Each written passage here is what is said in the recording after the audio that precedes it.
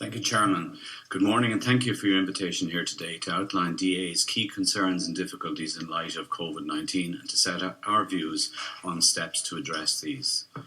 It's key to see an early resumption of more normalised international travel, but we are acutely aware that inappropriate easing of restrictions could also undo the tremendous progress to date. Critically, however, COVID and international travel will coexist for some considerable time to come. International connectivity is critical for Ireland, driving business growth and development and underpinning 75% of the tourism economy. Our airport activities facilitate more than 140,000 jobs and support thousands of Irish businesses. Our airports fully pay for themselves.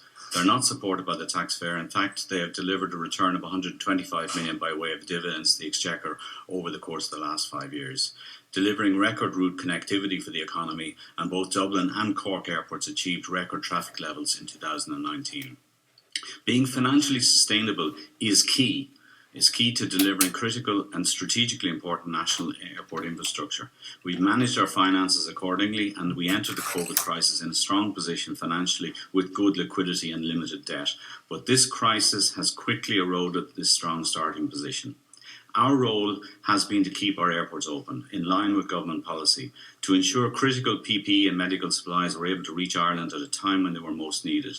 We are immensely proud of the efforts of our airport staff, who became frontline workers in their own right, facilitating the repatriation of our people and the delivery of much needed cargo. However, open airports with minimal traffic has led to losses of around 1 million per day. Passenger levels may fall to 9 million at Dublin from almost 33 million last year, and to under 1 million in Cork from almost 2.6 million last year.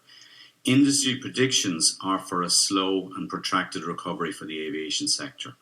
We've had to take action, and in conjunction with staff and unions, we are engaged constructively in a large programme of work to right-size and reshape our organisation.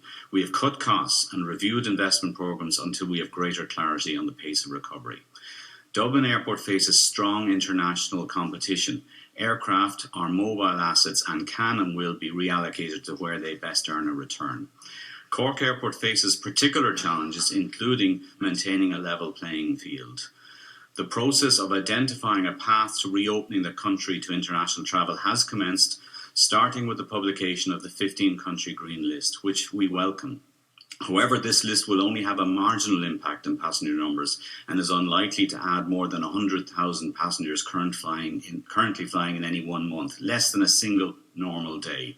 We have adopted the recommendations of EASA and the European Centre of Disease Control and have implemented a series of health measures to protect both passengers and staff. And we are working closely with government to build a more robust process for tracking inbound visitors using passenger locator forms, with the intention of having a call centre in place in August. There may also be merit in pursuing an evidence-based system for all non-green list countries, whereby arriving passengers are required to undertake a COVID test 72 hours or less before travel and submit proof of a negative test prior to travel. The significant losses that we are currently experiencing are not sustainable, and they put strategic airport infrastructure for a small open island economy at risk. It's important that the state intervenes now to offset this risk. Firstly, by continuing the short-term supports. These include extending the temporary wage subsidy scheme, funding grants for pandemic safety measures, waivers for rates, and in particular an incentive fund for the development of air services. Secondly, Cork Airport requires specific support. Its revenue base has all but disappeared, and a specific mechanism is required to offset essential operating costs and incentivise route development. Cork should be admitted to the existing regional airport capital funding programme. Thirdly, we need to look beyond the crisis and draw on the lessons of the past. Before COVID, and despite the need for significant investment, our key revenue source, airport charges, has continually been lowered through the aviation regulatory process, most recently by a further 22% last year, leaving our charges well below most peer international airports. This comes at a cost to the economy of slower or lower investment and or unnecessary financial risk or instability. The recovery phase should see renewed investment in long-term strategic airport infrastructure, to support economic growth, especially post-Brexit, and to meet our commitments to the Green Deal policy framework. This will require a new and more supportive regulatory and pricing framework. DAA continues to operate in uncharted territory with little sign of recovery at this point.